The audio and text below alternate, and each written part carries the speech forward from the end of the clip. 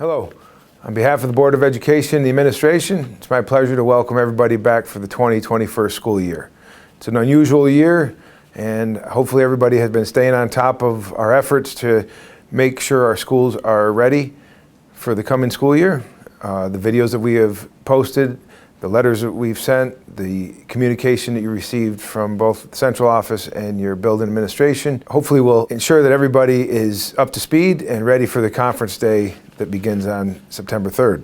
We scheduled the 3 conference days at the beginning of the school year in our efforts to ensure that all questions are answered prior to students returning, that teachers have had the opportunity to prepare themselves for the unusual, unique environment that we find ourselves in at the beginning of the school year.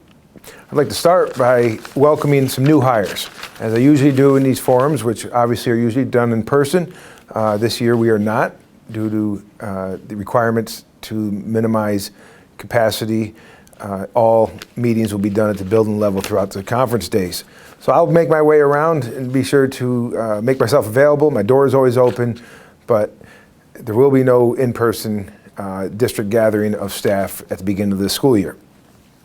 So new hires. So Boulevard Elementary School, Sandra Edwards is a new teacher aide. And Nina Gladstein is a music teacher shared between Boulevard and Park Terrace. Kingsborough Elementary, we have Jennifer Javerone teaching 2nd grade, Melissa Haley, teaching assistant, Julia Yano, teaching assistant, and Sadie Bentley, teacher aide.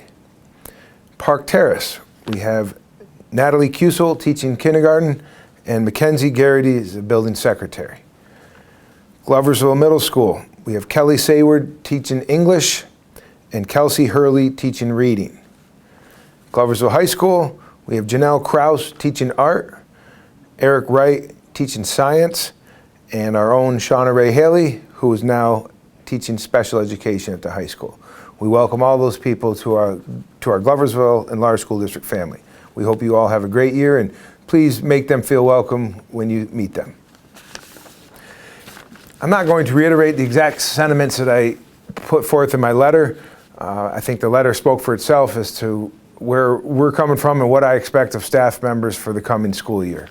The district is focusing on 3 areas this year: the social emotional well-being of our students, obviously our staff as well, but the students that are coming to us haven't been educated in 6 or 7 months in person. And we believe that students are going to come to us this September with a number of fears, anxieties, maybe some school phobia, maybe concerns about the coronavirus that we're going to be dealing with in regards to our students.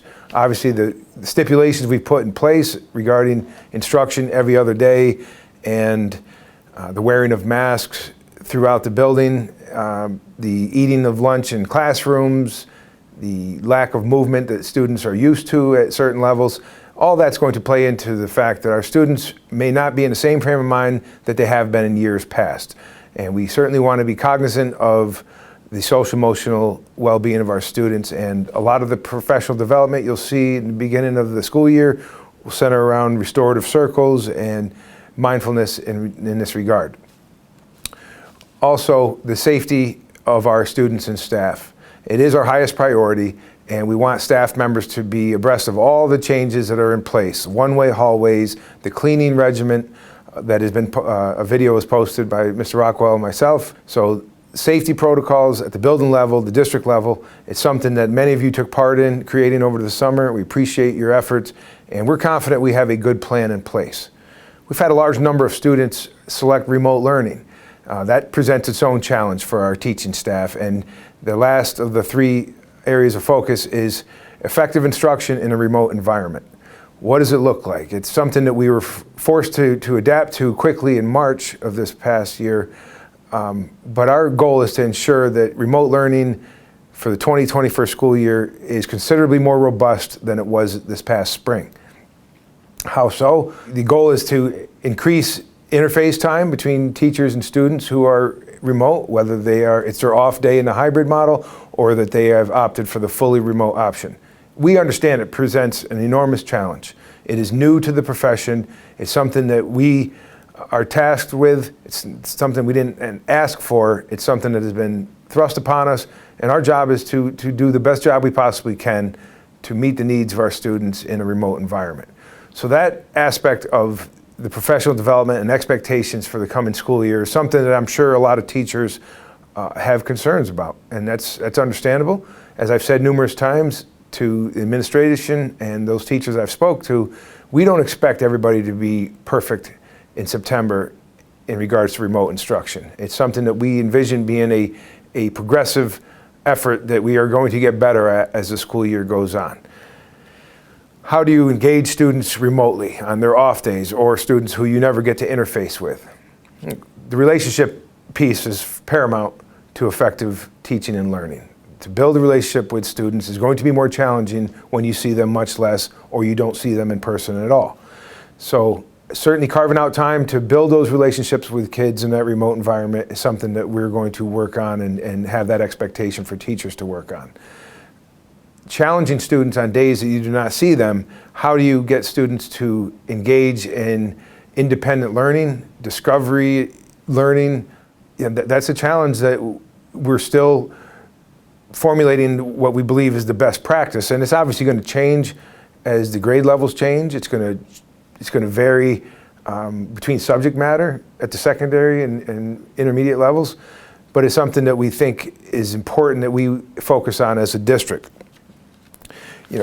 Our goal is obviously to increase students' abilities to be independent learners. That's our job in the best environment.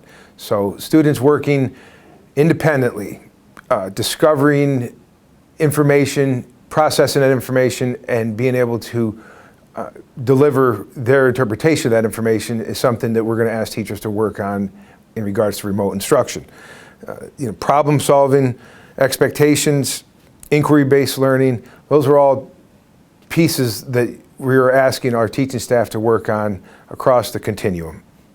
Obviously, building stamina, literacy, that's something that this environment creates a unique opportunity in that we're kind of boiling down what we do in a school day. In a typical school day, there's a lot of different things that students do.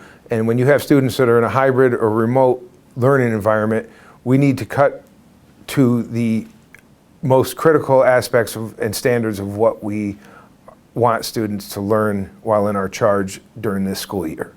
We will continue to provide professional development to staff. I ask you to lean on each other, to bring your good ideas forward. If you have successful best practices, share them. We don't want teachers working in a bubble. We don't want people being frustrated, concerned that they're not achieving or having success in a certain aspect of their responsibilities. Ask for help from your colleagues, from your department chairs, from your administration. We're here to ensure that you are successful. I said at the beginning that I wasn't going to reiterate the aspects of my letter, but attitude is everything. And I understand and fully appreciate that people have concerns with returning to the school environment. The accommodations that we've put in place for all staff this year far exceed any accommodations I'm aware of any district has provided to staff members in the past. We've reduced the number of students in front of you at any given time by more than half. We are making the students wear masks at all times during the day, except when they're able to socially distance sitting at their desks. If the teacher needs to circulate the room, by all means, ask the students to put their masks on. If you are going to break that social distance because you need to see the students' work, that's a reasonable expectation that the students are going to put on their masks, and they are expected to comply.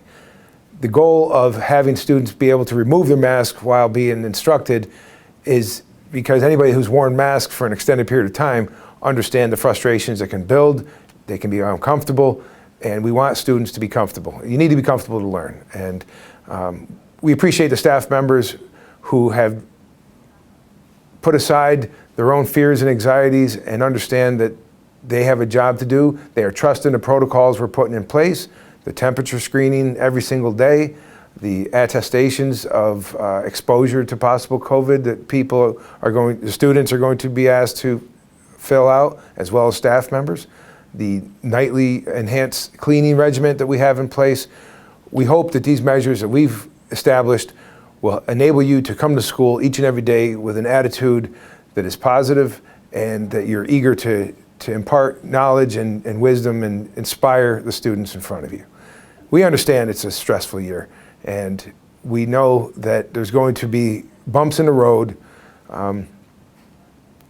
We can appreciate that, and we appreciate people who are eager to come back and get back to the important business of educating students. In regards to assessment, we understand our students really haven't been properly assessed since they left us in mid-March. That's a long time. It's often referred to as the COVID slide that we expect to see in our students. At this point, it is not our priority. We certainly expect as time goes on and we get a week or month into the school year that we are going to start focusing on learning where our students are at and how we can build upon their personal level. The students in front of you or the students at home are all going to be working at different levels. One of the challenges is going to be to meet students where they are. I think some of the primary plans address that, splitting up different reading levels. At the secondary level, those Fridays, those rotating Fridays, hopefully will provide opportunities for students to receive enhanced instruction in areas of weakness. It is not the focus for me this year, and the Board of Education understands that, and the administrative team certainly agrees. Our focus is the three things I spoke about. But ensuring that we know where our students are at so that we can build upon their strengths and weaknesses is paramount to us having a successful 2021 school year. It's going to be more difficult in a hybrid or remote model to assess students, but it's something that we will work at and get better at. We don't want teachers stressing about that right now. We want you focusing on quality instruction, both in person and remote, challenging students to be independent learners, to increase their stamina in literacy and ability to work remotely. As I stated, attitude is everything, and anything we can do to support you, to ensure that you are ready each and every day to meet the needs of your students and to bring a positive experience both to the students and to yourself and to your colleagues, that's what our goal is for the coming school year. I apologize for any glare that you've gotten off my head. In a lot of these videos I see that sometimes I'm blinded by the shine off my own forehead. You can blame my maternal grandfather for that. And if wigs come back in vogue, maybe I'll get a wig. But anyhow, we hope you have a great school year. We hope you stay healthy. We hope you're really charged up to return to work, and we'll see you in the coming days. Thank you.